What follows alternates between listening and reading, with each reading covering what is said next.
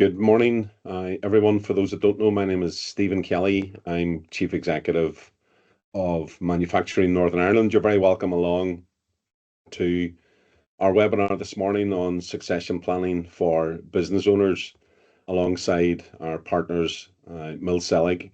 I'm very pleased to welcome two speakers this morning. Fiona McFall is the partner and head of private client at Mills Selig, and Darren Marley, who joined us shortly, is partner in the corporate part of Mills Selig.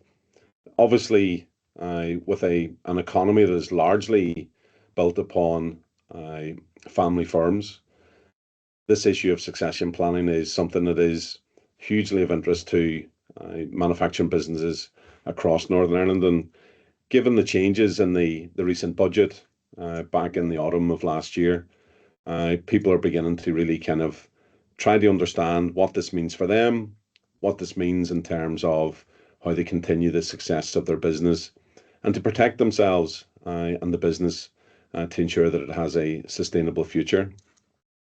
We will be recording the session. We will share a recording after the event alongside the slides. I will say to all people involved that if you do have any questions, if you have any particular queries, then do feel free to either put that in the chat or the Q&A, which hopefully, if you wish, should be available as an anonymous contribution. But we're not here to offer free legal advice. We're here to give you a really good insight into the types of things that you need to be considering to protect yourself and protect your business and to protect the people that rely on your business. So if you do require specific legal advice, then do take that legal advice from Fiona or Darren or their colleagues. As I say, we'll record the session, we'll share that after the event, and we'll share the slides as well as the contact details for our speakers this morning. So I'm very pleased to hand over to Fiona McFall, who I said is a partner and head of private client at Mills Selig. Fiona will do the Q&A just at the end of the session, but we'll hand over to yourself in the meantime. Thank you, Stephen, for that very warm welcome. Good afternoon, everyone. Before I begin today's webinar on succession planning, I would just like to say a little bit about Mills Selig. So Mills Selig is one of Northern Ireland's leading corporate and commercial firms. We are very proud to say that we're local and independent. We offer a range of services from corporate and commercial advice, employment law, litigation, construction, right through to insolvency and private client. You have access to our full specialist team, which includes many of our lawyers who are ranked in the Chamber's Guide, which is the UK's guide to the best lawyers. So today, myself and Darren are going to look at why it is important for you as business owners to consider succession planning, both for you and your family, and also for the business in which you operate. We're going to look at what the key steps are that are needed to implement that planning for the future and also for the success of your business.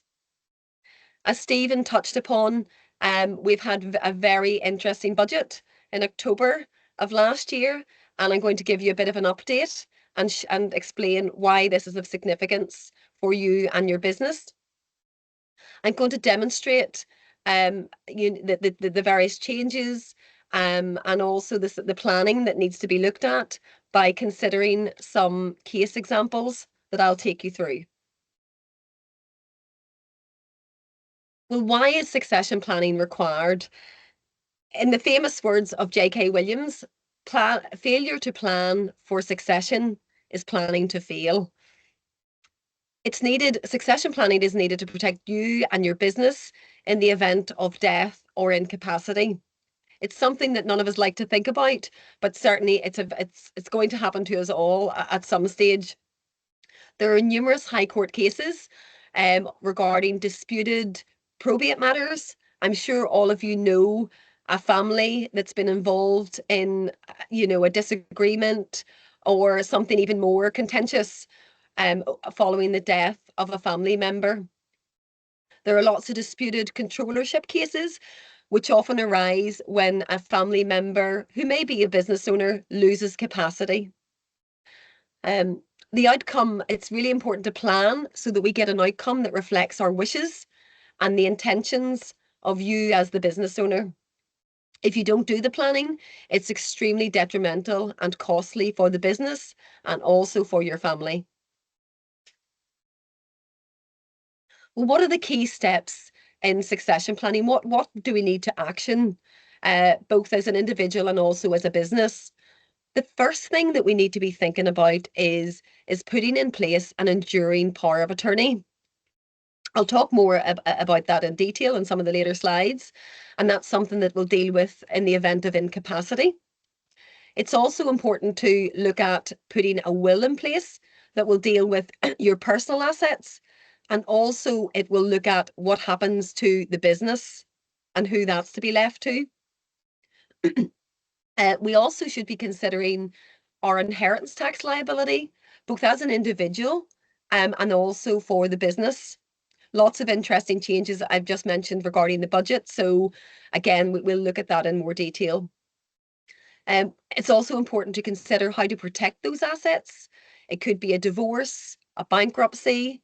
You could be protecting assets for minor children. So again, we'll look at lifetime planning and also trusts. And finally, my colleague Darren will discuss why it's important to implement a shareholders agreement and a cross-option agreement. He will also look at insurance as well, which is very important for protecting the business. So an enduring power of attorney, I'm sure some of you have heard the phrase before. An enduring power of attorney is simply a document that allows you to appoint someone you trust to manage your property and your finances in the event that you lose capacity. Interestingly, that appointment will also deal with making decisions, which can also impact on the business. It's governed by the 1987 legislation, and that sets out what the various powers and obligations are for the individuals that you appoint.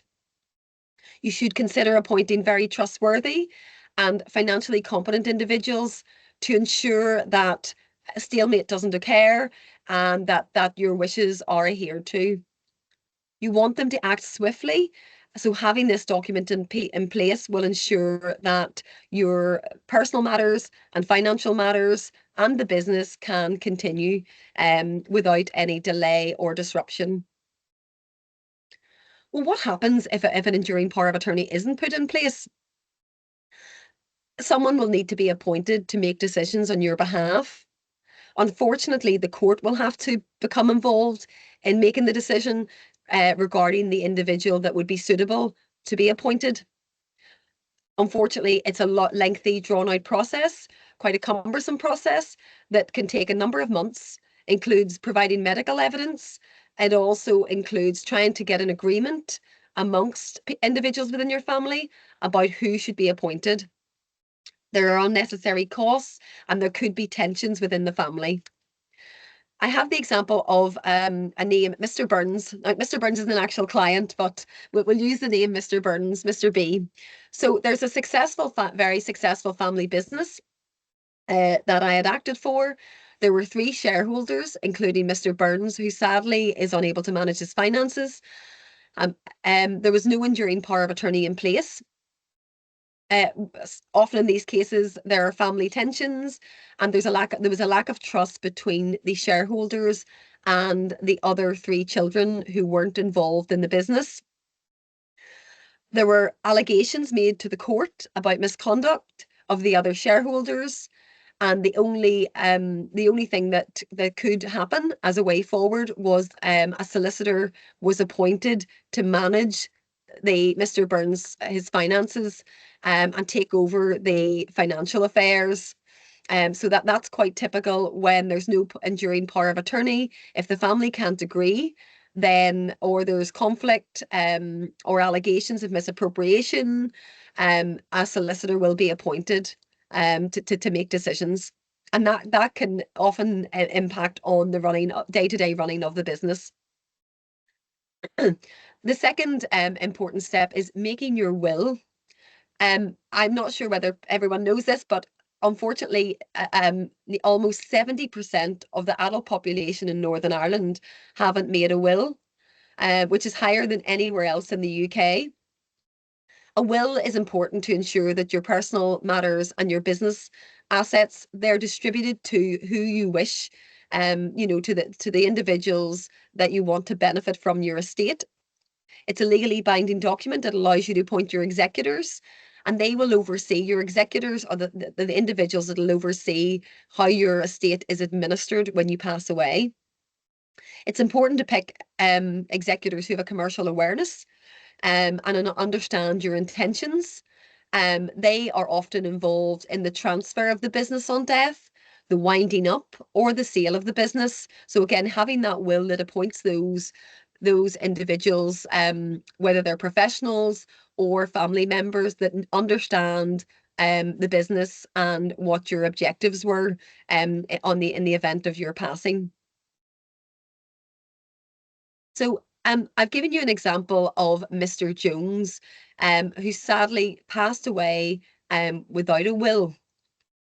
Mr. Jones had a construction company, and well, sorry, apologies for that. Mr. Jones had no will when he came to the firm to Mills Selig, and he had a considerable IHT problem. So I actually went to this particular client whenever he had been given a very short time frame to live. We looked at a restructuring of the business, or what, considering the very short time that we maybe had on our side. We were able to implement a will and the planning in a very short period of time that assisted with Mr. Jones and the business saving over 3 million of inheritance tax. We were also able to ensure that the business could continue after his death, and also that the business was able to be passed to particular beneficiaries. What we did was we utilized his spousal exemption, but also used other exemptions, which included agricultural property relief, business property relief, to ensure that the assets went to the right individuals in the most tax efficient way.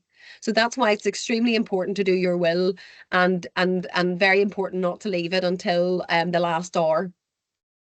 A will also provides a means of capitalising on the business property relief, so that assets that can be left to the children or grandchildren, that they are left on your passing. Obviously, many estates will, if someone's married, it will qualify for spousal exemption. But if there are other assets that can pass on, including the business, and attract the business property relief, it's better to have a will that sets all of that out. Otherwise, if it's simply passed to the spouse, some of this business property relief will be wasted, because again, you're passing it to someone who attracts the relief because of the marital status. Consideration must also now be given to the fact that we have a change to business property relief.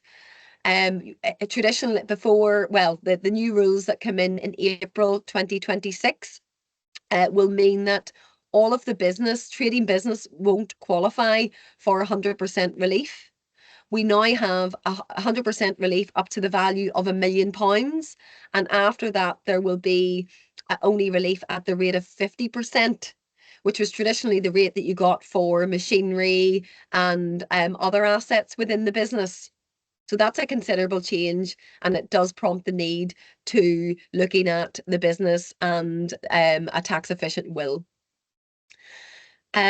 The case of Mr. Carson. So I was recommended to a particular client in London that had an extremely valuable business. This was planning that was done pre-budget, and there was a desire for the company to pass on to children and grandchildren in order to maximise relief. The value of the business was around 40 million. We used trusts and a restructuring of the business as part of the succession planning for this particular client. part of the planning wasn't just around inheritance tax, it was also to try and plan for the potential or the risk of divorce, to also protect vulnerable beneficiaries, minor grandchildren, and also to take into account risks such as potential bankruptcy, which would again, there would certainly be a means of protection by utilising the trusts that were being created. Well, what happens if someone says, well, surely my asset goes to my estate and goes to my husband or my wife or my children? Sadly, unfortunately, if there is no will, you are governed by a piece of legislation that was drafted in 1955.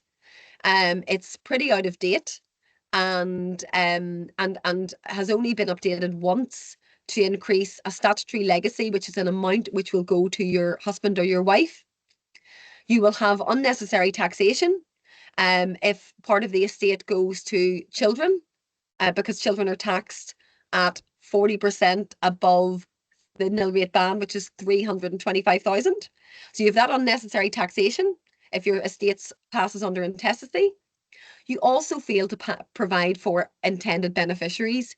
You might have a niece or nephew that works in the business that you wanted to leave shares to. You might have grandchildren that wouldn't be provided for on intestacy. You might have a sibling that you wish to leave a portion of the estate to, including the business. There's also the potential for litigation where you're reliant on that law of intestacy. So it's certainly something that should be avoided at all costs. So this example is a case that I was asked to advise on just over a year ago. There was a construction company that was run by a client that we'll call Mr. Williams. He died prematurely. He was only in his mid-40s. Again, probably thought that he had a lot of time to make a will. He had property and assets in his sole name. His wife was only entitled to the statutory legacy under intestacy, which was only £250,000 and a portion of the residue. And the reason why she gets a portion of the residue is because under intestacy, the children are entitled to the residue. They can get up to 2/3 of the estate. In this case, the children were minors, so at the date of their father's death. So she is pretty restricted in terms of what she can do without getting court approval. So Mrs. Williams, who's in her 40s, is now having to retain assets in trust for her minor children, and she doesn't have access to all of the estate for the remainder of her life. So that's what can happen if there is no will and assets are in the person's sole name. Inheritance tax. So I've just touched on some of the taxation that applies, but just in terms of an overview, inheritance tax is charged on on an individual who has an estate above £325,000. So when you have an estate of over that, you pay tax at 40%. There are certain exemptions that apply. Most of us know that if we're married, we can pass on to our husband or wife or our civil partner, and there will be no tax at that juncture. We also have, between spouses, we have what's known as a transferable nil rate band.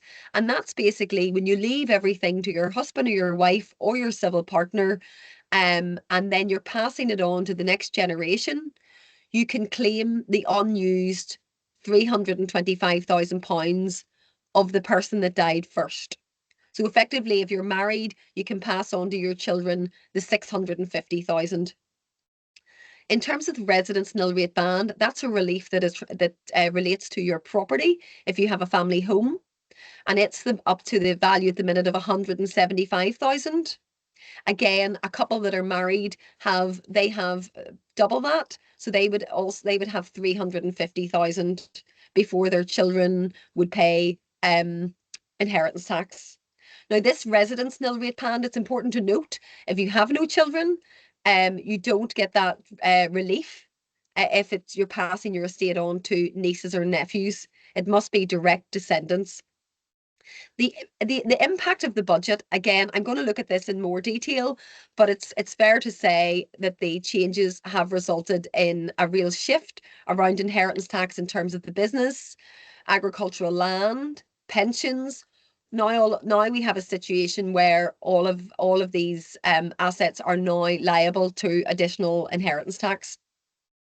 The other exemptions, again, I mentioned was the business property relief, agricultural relief. You've got also relief if you have woodlands. Other planning that can be done is by leaving gifts, also known as potentially exempt transfers. They are gifts. If you give a gift and you live 7 years, after 7 years, that gift will be outside of your estate for inheritance tax. So that's why you see people, deciding at the later stage of life to try and make some large gifts rather than having it sit, in their estate, pay 40% tax, and then their children only get it when they pass. Also, you can give another exemption is giving your surplus income. If you have, at the end of every year, if you find there's 40,000, 100,000, 200,000 in your account, that's basically going to turn into capital. You can pass that on to the next generation or anyone else free of any inheritance tax. You need to be very careful if you give away assets, such as a holiday home or the family home, and you continue to stay in that property or use that property, you can be caught by the gifts with reservation of benefit.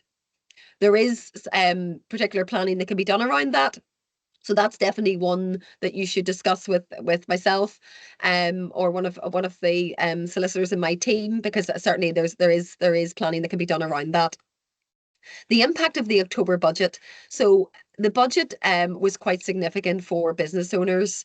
The relief that we always thought that we had, which was 100% relief on the shares in the trading business, is now gone. What the revenue have said is for the farming community and also for the business community, you're entitled to relief of up to £1 million. It's also not transferable between spouses. So you're currently at the minute now, whether or not it's reviewed before April 2026, but at the minute, it's only up to the £1 million, and your spouse, if it's not used, your spouse can't claim 2 million. Qualify assets above this that are business property relief will be subject to tax at 20%. So the relief is the 50%. So instead of paying your 40% tax, you're going to pay 20% on the value of the shares above £1 million. AIM shares, again, would have been very popular for individuals for planning because you got 100% relief. Again, that's only going to attract relief of 50%. So lots of concern. We saw the farming community blocking roads, getting a lot of media coverage. I think business owners, again, took the view, look, we just need to be more proactive in our planning. Some of my clients are looking at insurance and then also lifetime planning. The other big hit with the budget was pensions. So traditionally, we would have said to clients, put your money in your pension, and if the spouse, whoever survives, doesn't need it, you can pass that on, have it in trust, and pass it on to the children, next generation, free of tax. Now, what the revenue have said is from April 2027, that's going to form part of your taxable estate. So what we have is a situation where that could be taxed potentially at the rate of 40%. And then on your death, when the beneficiary goes to take it, they could be taxed income tax. And obviously depending, it's a tax at their marginal rate. That's the position if the beneficiary receives it when the death happens to a person over 75. So it's again, I've put the figure up on screen, potentially a tax charge of up to 83%, where the pension comes into the estate. So that's something that obviously we want to try and avoid. So these changes may could impact significantly on your IHT inheritance tax position, and that obviously means it's very important to start considering gifts, use of trusts, and then maybe possibly insurance as well to try and mitigate some of that tax, and also to have a mechanism to pay that tax if it becomes due. It's still early days, that there is a lot of consultation around the pensions, but again, it's something that we need to be aware of. I got an instruction from executors who again, a referral from someone I did work for. And the gentleman, the estate that they were instructed, they were two colleagues of this gentleman, of the deceased, two former colleagues of this gentleman who passed away, and they were instructed to deal with the estate. And when they started to look into matters, they realised that there was a significant inheritance tax bill that was going to have to be paid. It was going to have to be paid because this man hadn't put any planning in place, and he had a very simple will. So the IHT liability was 2.6 million. The gentleman was very commercially aware, and for whatever reason he didn't take advice. So what we did was, the beneficiary who was receiving his estate was actually, she was over 60 herself. So what we didn't want to happen was pay 40% tax, which was the 2.6 million, and then her to pass away and be taxed again. So what we did was we looked at the use of other exemptions. We did what's known as a deed of variation to vary the will, which you can do within 2 years of death.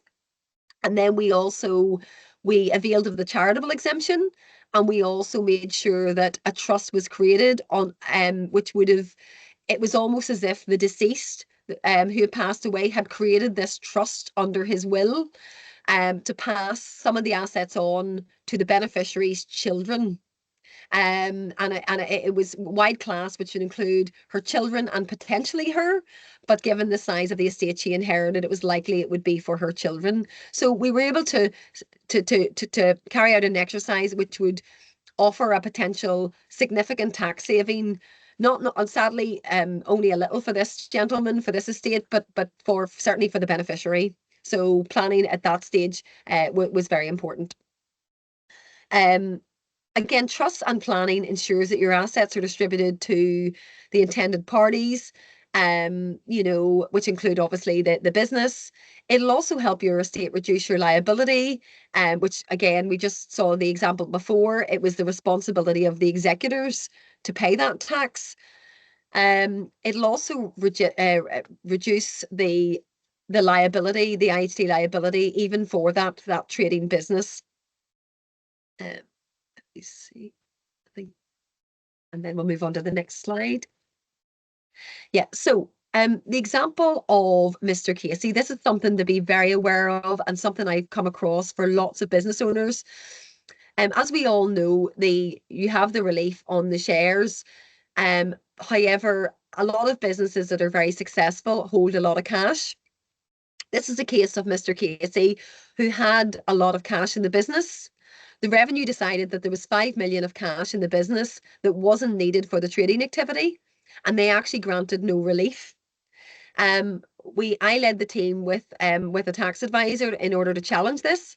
And we did have 2 years of negotiation, sending HMRC contracts, affidavits, lots of paperwork to support our argument. So there was 2 years of negotiation, but we got a successful result and outcome for the client. But the risk was that liability could have been 40% on 5 million, because the revenue were treating that cash in the business as the holding of investments. So it's something to be very aware of. Trust are an attractive place for business owners who maybe want to keep control of the business, but also want to look at the planning. They also offer an inheritance tax saving, and there are different options. There are discretionary trusts that give you entire flexibility. There are life interest trusts where one particular individual or two could have the income in the assets. There are other bear trusts that are simply, you designate a particular individual that will receive the asset on the winding up of the trust. Trusts are often used not only for inheritance tax, but again, we mentioned divorce, remarriage. We use a lot of trusts when people have second marriages and want to make provision, want to guarantee that those children both receive some of their estate. Trusts allow the business owner to place assets outside of their taxable estate. I regularly get instructions from tax advisors who create trusts to hold shares in the business. A restructuring may be part of that exercise. But we would be involved in the drafting of those trusts. It provides flexibility for your intended beneficiaries. You might say, well, I don't know how that child's going to turn out or that grandchild will turn out, but I would ideally like to make provision for them or would like them to be involved in the business. But we might feel that they're not financially mature or commercially astute to actually receive those shares at this stage of their life. Clients will often use properties and shares in those trusts. So certainly, I'm just going to finish off my part of today's webinar just to summarize to say, there is lots of opportunities for the planning, both for you as an individual and for the company. I'm going to pass over to my colleague Darren, who's going to look in particular with the legal documentation that you can put in place in order to specifically protect your interests in the company. Thanks, Fiona. Thanks, everybody. Look, I think the big thing from a corporate perspective compared to Fiona's side is that we look at this predominantly from a sort of people perspective. And, it's trying to replace key people, whether that be the shareholders, the owners, or key members of staff. And with that, I'm going to touch on a couple of sort of the higher level pieces you can do now, i.e. agreements, which I hope a lot of you should already have in place. And if not, speak to your relevant advisors.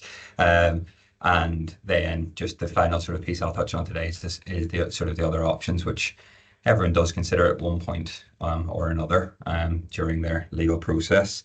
So look, succession planning, look, as it says this on the screen, strategic process that organizations use to identify and develop potential replacements for key positions, ensuring that it continues to operate effectively, even if those in those positions leave. In Northern Ireland, as Stephen sort of alluded to, there's a multitude of family-owned businesses, and this becomes a key sort of a key concern or a key risk that's identified during the process. We had a family business in our family, 2 generations, and then I was the third one who didn't. I went this route instead of the family business. And they had this, and we ended up following one of the alternative options later on. But like what you can do right now is address sort of the key documentation. The key ones being shareholders agreement and articles of association. The reason these are important is because they can include multiple rights within them, which offer you as the shareholders and directors of a business the protection that you need in the event of a sort of an unknown event coming up, a death, or somebody taking seriously ill. There's multiple things that can be included within a shareholders agreement which offer these protections to the company. That's such as restrictions on share transfers, so preventing people's preemption rights, which are the rights whereby the other shareholders have the first right of refusal rather than shares being sold to a third party. There's the option of permitted transfers, which sits alongside what Fiona's been talking about, the sort of the tax planning side. This is where you can move it within your family or move it to trust without having to offer them for sale to other shareholders within the business. There's compulsory transfer events, the most relevant being bankruptcy, serious illness, or death. And this means that instead of the shares falling into a will or an estate, which sort of Fiona covered, this would then say, no, that's not the intention of this business. We want the people who are involved in it in the day-to-day to hold these shares. And as such, the compulsory transfer events then kick in to move the shares to whoever you wish. And then it sets up pricing. So if there is agreements in place as to how shares will be valued, if they're moved between, for example, family members, they can be transferred just at £1, or should they always be sold at fair market value, etc., things like that. So then moving on, just sort of for those who aren't aware, I'm hoping a lot of you do, and I can see a name or two on the list that we've definitely helped with, like a shareholders agreement. This is a contract that's put in place predominantly between all the shareholders of the company, and then the company is a party itself. The reason the company is a party is because it basically establishes the rules which govern the relationship between the parties and the company and how that business will be managed. Whilst the day-to-day operations will fall sort of below the statutory director to the management team, this sets out the rules and includes things like restrictive reserve matters, which require the consent of the board, and these actions can't be taken with it. The shareholders agreement alongside the articles, it is sort of pivotal in protecting the interests of the shareholders, and it allows the shareholders who aren't there in the day-to-day all the time, Northern Ireland regularly are, but who aren't always there, to have input and control over the key decision factors. So as I sort of said, the Articles Associations and the Companies Act alongside the shareholders agreement form the rules and requirements of the companies to follow. So then moving on, the typical contents this would cover is the appointment of the directors, how you can appoint, who can appoint, who's allowed to be a director. So there are some companies which require, like for example, a law firm. The directors and the shareholders have to be lawyers, and that requirement's then set out in here. It sets out the opportunities for people to veto certain decisions, or that their consent must be required. It can control how shares are transferred to and when. Then there's the withdrawal from the company, how you get cash out of it, how you pay your dividends out, if that's how you're paid, either monthly or annually, and then restrictive covenants, which is obviously fundamental to sort of the continuity of the building. While it's not succession planning, it is of material importance to a company. Then the one sort of piece, the other document which sits sort of alongside a shareholders agreement. So like as I sort of touched on there, the shareholders agreement can include all these things, predominantly the rights of preemption, which is the offer around all the other shareholders, ensuring that a third party can come in within that. Then the compulsory transfers, which on the death, bankruptcy, etc., kick in. The one piece that always comes up around compulsory transfers, predominantly in Northern Irish businesses, is like, how are these paid for? And this comes up regularly, particularly between family businesses, and should it be fair value? So if you have a huge company in Northern Ireland worth 50, 60 million, do you expect your brother, if God forbid something happens to you, to find the 12.5 million or whatever to purchase you out? Or like, how is this going to be covered off between the family members?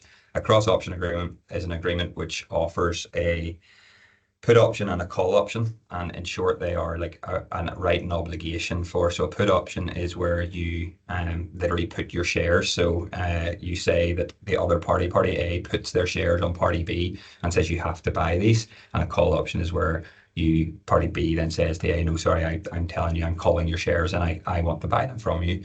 So a cross option agreement is regularly put in place between the shareholders to cover the circumstance where there could be a gap in the funding on the death of a shareholder. This is backed by insurance. Depend multiple policies in place, but traditionally life insurance that pays out to either the company if it's a buyback of shares, or alternatively to party B, who would then be paying for the shares. The options can be exercised on death and critical illness. Obviously, critical illness is more of a tricky area because people can't recover from critical illnesses, and then they may no longer be a shareholder, which can cause some difficulties. So it's very important that, like, critical illness is particularly drafted very tightly and carefully and agreed by all the parties. And the one of the huge benefits around these sort of structures is the tax efficiency. I think Fiona's already went into a bit about the changes in relation to business property relief and the sale of shares, but this option, because if we flip over just to the other slide, this allows you to retain your tax benefits associated with it. When putting in place a cross option agreement, it's important that you check all of your current documents, or your lawyer does, to make sure that they're in place. It may be that you have to update your articles or your shareholders agreement to allow for this to be the case. But they are, we're seeing them regularly come across from accountants and financial advisors to make sure that there's cash in place in the event of a death that then pays out into the family's estate. This also, from the succession perspective, obviously this means that the other shareholders, let's say there's 5, the other 4 then get their options to keep that business within their shareholding. The only sort of political piece may be the family, and are you cutting a family member out, or their heirs out of the sort of the family business. In order to maintain the relief that we were talking about there, the tax, the two options have to run sort of consecutively rather than concurrently. What this means is that the put and call options that we discussed, they have to run side by side, and either party can exercise it, and whilst the other has the equal right. So the surviving shareholders or company have the right to exercise the call option to compel the deceased shareholders estate to sell them the shares, or alternatively, the deceased shareholders estate have the right to exercise the put option and compel the surviving options to acquire the shares from them. This then allows the cross-option agreement to retain the business property relief in respect of the transfer of the shares. By structuring it this way, it's not viewed as a binding contract because no party has to exercise their options within the contract. So in the eyes of HMRC, this preserves the business relief. It's seen as a right to sell by and not an obligation. So this last piece or this last slide, I'm sort of covering a lot of sort of heavier heading points, which could be discussed sort of at length, but today's not the day for that. And I hope you all have relevant accountants, corporate finance advisors, lawyers who you can speak to. But I'm just sort of going to delve into that concept of filling the gaps that could be left behind from a succession planning. As I alluded to earlier, my family had a family business, and they looked at multiple options throughout, and what best fit for them was the MBO that we're going to mention below. But one of the rationales for that was that they had the right team in place and they had the right age structure in place. What we regularly see here in Northern Ireland is an aging workforce, or an aging, in one particular sector, either the CEO, the MD, the CFO, or something, just somebody who's reaching that retirement age before sort of the company reaches its critical value. As such, with that being said, like the biggest thing that we encourage clients to do early on is, if you find the right team and the right up and coming skill members within your team who have the skill set, you identify them, you try to develop internally, obviously, because you've invested the training into them, and then you can consider incentivization. This can happen in a number of ways, but the two most common are obviously share options. Well, remuneration package, obviously, to keep competitors away. Share options that you give them the opportunity on the sale of your company if you go that route to acquire shares. Or there's this other option which is becoming more popular, which is the concept of growth shares. So if you have your company value today at 5 or 10 million, you agree that value. Everyone is aware that, like, for example, Darren Marley's put the value in to that date to get it to 10 million, but you acknowledge that Fiona's coming in from that day, and anything beyond that date she should be entitled to her percentage of. So you go to HMRC, you get a valuation, you get it agreed, and then you issue shares at what's called an opportunity cost, materially below buying in at a sort of 10 million valuation, and you can give your staff the opportunity then to grow on everything above the 10 million. So 10 years time the business sells for 20 million and Fiona came in and taken her 10%, she would get her 10% of the 10 million. So the difference between the 10 million and the 20 million, so she'd get £1 million as a sale, and then avail of all the various tax benefits as long as she meets the various requirements. The other limb obviously is if you have a gap in an issue that arises, a death or a retirement, etc. It's recruitment. I think regularly I join these calls and it's not mentioned. It is probably the easiest if you can find it. I know that's very difficult, particularly in manufacturing right now, to find staff at times. But at the higher level, if you can, there are specialist sort of executive recruitment agencies out there in Belfast who can assist you in finding your CFOs, your MDs, your senior management team, who you can bring in, then potentially use the incentive schemes above to land the right talent. And then that could allow you to retain the business or the majority of the business in family ownership, rather than having to follow one of the other options, which is a sale. Moving down to the next one, it's an MBO and an MBI. This is a management buyout, a management buy-in. This can be structured in various ways. It could be backed by a bank, it can be backed by private equity, it can be backed by you, the owner of the company, funding your management team. This is becoming very, very popular, whereby either a bank or the management team themselves don't have the liquidity to make any contribution towards your buyout, and seller funding isn't so much that you lend them the money, it's that you take the money through the continued performance of the company. So you sell your business for 4 million, you take 1 million over 4 years, or you take it for so long as it takes the company to pay you back. It's very similar to how payments are made under the next setup, which is employee ownership trusts. The MBO MBI is a very, very positive and very regularly used option here in Northern Ireland, because the concept is regularly within these businesses that they want to keep the ownership within Northern Ireland, and this allows that to be the case. In my parents' perspective, they had previous offers from like private equity, etc., probably at higher value for my not for my good, but the one that they considered heavily was to move the business away from their current location, which would have affected sort of a lot of my mum and dad's loyal, sort of long-standing workforce.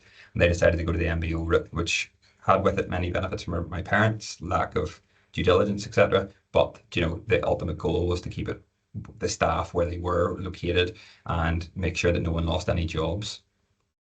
The next option mentioned below is the EOT, Employee Ownership Trusts. They're gaining a lot of traction here in Northern Ireland. I know Manufacturing and I actually had a presentation on this. I think it was last week or the week before. So if you haven't checked that one out, please feel free to do so. But they've been used for years within England and Scotland, and they're gaining a bit of traction. They have so many benefits to predominantly the sellers, but ultimately the goal then is that people who would never have had the opportunity to own part of their business end up owning part of the business, and with that they potentially have more income, etc. when the purchase price has been paid off. There is, in essence, right now, employee ownership trust is that you can sell 51% or more into a trust, which is then owned by your employees. The most famous being the John Lewis is owned by an EOT. There's a recent organisation called EOT Ireland has been set up, and it's something that if you're ever considering this as an option, or you speak to your advisors, they're definitely worth. I've attended a few of their roadshows. They're definitely worth checking out, just in terms of giving you the information and allowing you to sort of assess whether that's an option for you and your type of business. And then the final one, which is always a wee bit more sensitive, particularly on calls like this, is a sale, the disposal of your business to a third-party buyer, whether that be private equity backed or not. And this allows people to realise, their cash, whilst it may not necessarily pass on through a family generationally, it keeps the business sort of going, and it ensures that it survives to the next stage. So in summary then, from a corporate perspective, we can't shout it loudly enough, is put in place legal documentation now, as you never know what's around the corner. The famous saying that you could step out and be hit by a bus, have your insurance and your legal documentation in place, that if something happens, the management team or the owners, that you have something to fall back on, or go to your lawyers and it can smoothly be ran through between your wills and your legal documentations. The other piece is, have you carried out a gap analysis? Do you have issues within your management structure? And work on these now when you have time to, whether that be by hiring, incentivizing staff, or is it then considering exploring an partial exit opportunity to protect the business in the long term? But I think that's basically me. Thank you. Darren, thanks for that. And earlier with Fiona as well, we have some time for some questions, and as I always do, I'll begin with one of my own, if that's okay. The budget seems to have really, the budget back in the autumn seems to have really changed the environment in which what was a reasonably settled area of law, that people probably certainly at directors level, with some level of experience, probably knew how to navigate, probably knew how to kind of protect themselves, their family, their employees, and their business as a result. But the budget certainly seems to have shaken the foundations a little bit. Fiona, you mentioned earlier that 70% of people in Northern Ireland don't even have a will. What do we need to do to kind of get people to really understand that there is significant jeopardy here for people unless they do get organised? I mean, what do we need to do to ensure that people really start to sit up and take some notice here?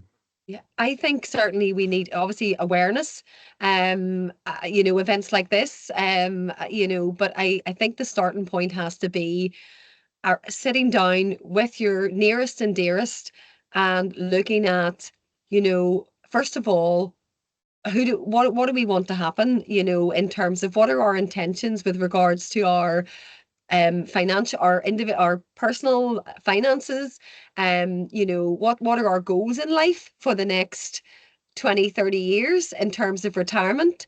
If you do start with having those conversations with your other half, and then your children, obviously taking into account the business.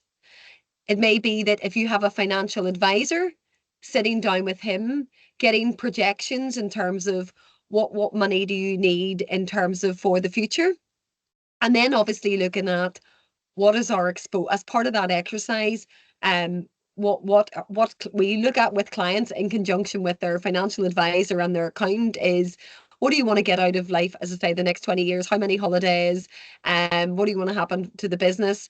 And then also, what is the tax? What is your liability to tax, either to make an exit or the tax in the event of your death? And once you have an answer to those questions, then obviously all of the other documentation can follow. So it's certainly, I think it's important to think about, what do you want from your life? It might sound, to say that, but ultimately that is, what's your goal? And then when you look at that as to what you want, what financial position do you need to be in to achieve those goals, and also to support the next generation. And then you can work back then to say, well, look, what structure do I need that will help me both, put a plan in place to pay any tax that might be due, whether that's policies of insurance, whether that is possibly lifetime planning, in terms of bringing them on board at an earlier stage, or whether that's the sale of the business. So I think looking at the starting point has to be you, and what do you and your family want, for your life, and what's really important to you. I'm doing a lot of work with business owners, but also the farming community. And again, a lot of the farming community are looking at, well, how do we maximize the current, what's going to be the reliefs? Only last week I amended title deeds from an inherited farm for a client of mine who's a business owner, so that his wife will also get the £1 million allowance. And we're obviously looking at the structure and what she needs to do in terms of the Conacre agreements, and that there are with the tenants that farm the land. So again, people are starting to take those steps, but certainly pick up the phone or send us an email, and certainly we can give you a bit of a steer on anything. Yeah. And there seems to be multiple parties that potentially should be sitting alongside each other, in order to make this as safe as possible for the assets owner, which is the owner of the business, for instance. So you talked about financial advisors, potentially accountants, and lawyers, obviously in the middle of all of that, because the legal structures need to be in place. So with all of that in mind, when should people start? I mean, there seems to be that people are apathetic, and it sounds to me like there's significant risk if people do leave it too late. Yeah, I think having a conversation, coming in and having a conversation. I work collaboratively with a lot of other advisors. So any client that comes in to meet with me, I will be asking them all those questions. I'll be asking for authority to reach out to their accountant. Have they been doing, the accounts, say, for the farm annually? Have it, what's the, are they do, if they were to die tomorrow, I would say, have we got our ducks in order? Where's the documents that I would need to send to HMRC to get the relief? I would be asking the questions about the, what's the position in terms of the accounts? Is there a lot of cash there? And often when I reach out to their accountant, there are a lot of cases where the accountant will say, I've been telling them for years, they've far too much cash sitting there in that business, so just reaching out and having the conversation is definitely, and you're never too early. Even I have clients in their 30s, in their 40s, coming in to do wills, but saying, Fiona, this is the beginning. At this stage, we might just need wills for husband and wife, protect minor children. But actually, we know in the next 10, 15, 20 years, we will need to look at, how do we pass some of those assets on. I have a client that just recently sold their business, and they came in to see me, and we set up 4 discretionary trusts. I contacted their advisor, financial advisor, and said, look, they're thinking of putting £1 million set aside from the sale of the business.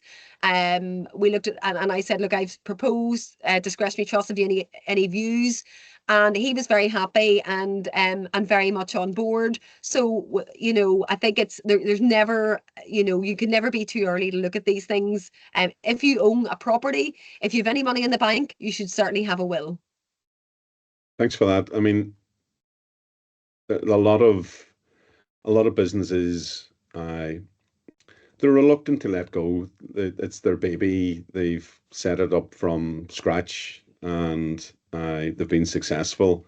And succession's always a really difficult conversation to have, where it's so personal to the individuals involved. But I mean, across the presentations, they talked about the kind of the challenges of both identifying and incentivizing the right succession model, group, people, whatever the case may be, and getting that right leadership in place.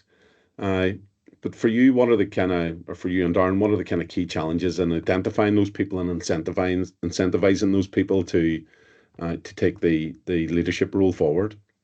I think you hit the nail on the head. It's traditionally letting go of the reins in Northern Ireland. That's what we see the most. It's it's my baby. It's somebody saying, "Oh, look, I know that it's right to pass it on down and to the next level of management," but they always want to be coming in on a Tuesday still, and they want to be having their say. In terms of identifying it, I think each industry, sort of, not each industry, like each sort of firm or business has its own way of doing that. From our perspective in law, it's hoping you recruit the right talent from a young age and can keep them here, or lateral hires. That's what we heavily rely upon. But the difficulties that I think most people face is one of 2 things. It's letting go of the reins, or alternatively, how much do they give away? So from the incentivization piece, outside threats, they can offer as much money, potentially more money. So then how does your incentive package step up? It's always very nice to talk about, share options. Share options, a lot of people say, we'll give you shares in the futures, and like when we sell this business, that's not a set period of time. That could be 2 years, it could be 20 years. So that member of staff isn't getting any sort of immediate sort of reward for their work or incentivization. So it really comes down, it's a very personal matter, and with that, if you find the right management team and you want to give them an option pool, or you want to give them the growth shares that I discussed, it's how much do you give away ultimately? And are you looking after your own family? Are you looking after, or why won't you let it all go? And that sort of thing. That's why in Northern Ireland, more than I think other jurisdictions, particularly England, when I worked across there, MBOs are very, very common, but Northern Ireland, they're sort of one of the main drivers that we see to go out. If the right management team are there with ambition, they traditionally don't want their 10% of the pie. They try to get out. It's always difficult to have the conversations with somebody, particularly in family industries, but they're past, like Fiona says, have the conversation. I'm not saying approach your boss today and ask to buy him out, but it's something that can be brought up in a soft way. And you referenced there, just the final question, kind of management buyouts, management buy-ins. There's news today of external investors investing in a manufacturing business in Belfast, and the intention to grow that business quite significantly. That includes money coming in from the United States, so it's a straight up equity amongst other funding that's involved there. So from your perspective, Darren, in weighing up all of those, what are the kind of key considerations in terms of how this is funded? So it will come down, like, and I'm not trying to cop out here, it does come down to your personal preference, because like that example that you've given there, they're looking at heavy growth, they're looking at taking somebody in who will have a strong say in their business. So private equity, if anyone's speaking or looking at private equity investment, they will be coming in to have seats on the board, to have a long list of reserve matters. They will have a say in the day-to-day operations of that business. They will appoint a chairman to your board, they'll appoint couple of directors, and they will want to start looking at your bottom line and how they can increase profitability, because ultimately that is their business. But with that comes easy access to cash traditionally, so for your bolt-ons or your acquisitions or your growth plans.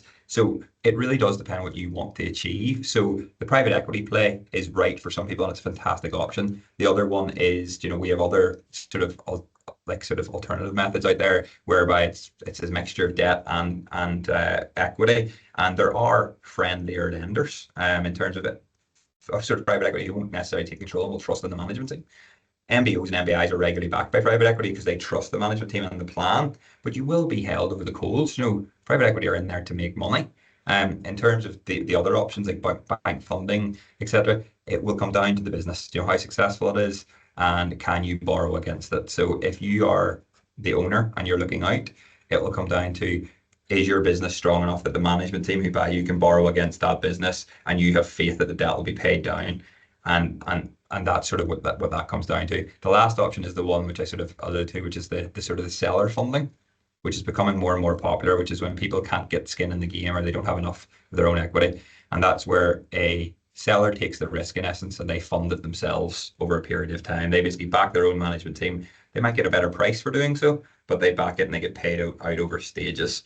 But ultimately, it really depends what you want to achieve. There's so many success stories in Northern Ireland as well. You've had on other discussions about taking private equity and blowing up and going really well. But with that, it does come a more onerous management sort of governance scheme, which can be fantastic. It's just you have to be willing to sort of let it go. The Dragon's Den dilemma, we call it internally, which is, how much of my business do I give up to grow? Fiona and Darren, our time's sadly up. I do have the great privilege of walking through factory gates every week and seeing incredible businesses there. People are hugely proud of those, and sometimes the pride gets in the way of protecting themselves and the people around them. I think the budget has certainly shaken the foundations significantly. We do see anger from the farming community on the streets. We don't see factory owners reacting in a similar way, and I hope that it is what you said earlier, Fiona, is about actually saying we're going to prepare here, we're going to take some action to protect everybody involved. As I said at the start of the session, I do reach out if people have any specific inquiries, any specific legal queries in and around this area. It's incredibly important that people begin talking about this subject matter if they haven't done so already. And today's been really helpful in starting that debate for us all. So I just want to thank yourself, Fiona and Darren, for your session. We will be sharing the presentation, we will be sharing the recording, but in the meantime, if people have any inquiries, then the emails are on the screen. Just drop an email and I'm sure Fiona and Darren would be very happy to pick up that conversation with you. Thanks all for joining.